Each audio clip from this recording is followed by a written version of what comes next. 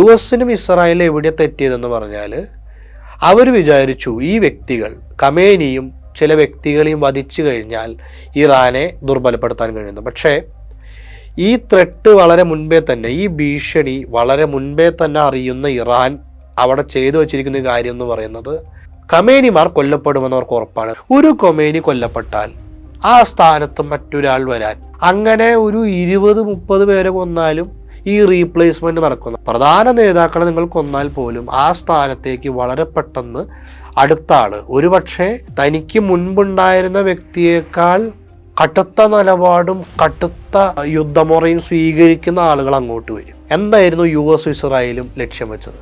അവരുടെ പ്രധാന ലക്ഷ്യം എന്ന് പറയുന്നത് ഒരു റെജീം ചേഞ്ച് നടക്കണം. അതായത് ഇറാനിലെ നിലവിലത്തെ ഇസ്ലാമിക ഭരണകൂടം തകരണം, തങ്ങൾക്ക് അനുകൂലമായൊരു ഇതവിടെ വരണം, ഇറാൻ ഡീസ്റ്റബിലൈസ്ഡ് ആവണം. ഇതായിരുന്നു US-ൻ്റെ ഇസ്രായേൽ ലക്ഷ്യമെന്ന് പറയുന്നത്. US ഒരു പരിധിവരെ ഇത് അവസാനിപ്പിക്കാൻ ശ്രമിച്ചെങ്കിൽ ഇസ്രായേൽ US-നെ അതിലേക്ക് വലിച്ചിട്ടു എന്ന് പറയുന്നതിൽ വലിയ തെറ്റൊന്നുമില്ല. ഒരു പരിധി കഴിഞ്ഞപ്പോൾ US-ന് കയ്യിൽ നിന്ന് പോയി എന്ന് മനസ്സിലായെങ്കിലും ഈ സയോണിസ്റ്റ് ലോബിയാൽ നിയന്ത്രിക്കപ്പെടുന്ന ഒരു രാജ്യമെന്ന നിലയിൽ ഇസ്രായേൽ വലിച്ചടക്കപ്പെട്ട യുദ്ധത്തിൽ നിന്ന് പിന്മാറാൻ അമേരിക്കയ്ക്ക് കഴിഞ്ഞില്ല. ഇപ്പോൾ എന്താ സംഭവിച്ചത്? ഹോർമുസ് കടലിടുക്ക് പരിപൂർണമായി ഇറാൻ്റെ നേതൃത്വത്തിൽ വന്നു. എന്തൊക്കെ ലക്ഷ്യങ്ങൾ വെച്ചിട്ടാണോ US യുദ്ധം ആരംഭിച്ചത്, ആ ലക്ഷ്യങ്ങളൊന്നും നിറവേറിയില്ല എന്ന് മാത്രമല്ല, അവരുടെ നാട്ടിലെ പ്രധാനപ്പെട്ട പത്രങ്ങളും പ്രധാനപ്പെട്ട പൊളിറ്റിക്കൽ സയൻറ്റിസ്റ്റുകളും ഒരേ സ്വരത്തിൽ പറയുന്നൊരു കാര്യമാണ്, ഇന്ന് US, റഷ്യ, ചൈന എന്നീ രാജ്യങ്ങൾക്കൊപ്പം ഇറാൻ എന്ന് പറയുന്ന ഒരു സൂപ്പർ പവർ കൂടി വന്നു കഴിഞ്ഞുവെന്ന് അവർ പറയുകയാണ്.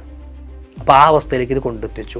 അപ്പോൾ റെജീമിനെ ഡീസ്റ്റബിലൈസ് ചെയ്യുക, ഇറാനിൽ ഇസ്ലാമിക ഭരണകൂടത്തെ ഇല്ലാതാക്കാൻ കഴിഞ്ഞില്ല എന്ന് മാത്രമല്ല, ആ ഭരണകൂടത്തിന് കൂടുതൽ ശക്തി പകരുന്ന അല്ലെങ്കിൽ കടുത്ത നിലപാടുകൾ സ്വീകരിക്കുന്ന ആളുകളാണ് ഖമേനിയുടെ സ്ഥാനത്തും IRGC കമാൻഡർമാരുടെ സ്ഥാനത്തേക്ക് വരുന്നത്.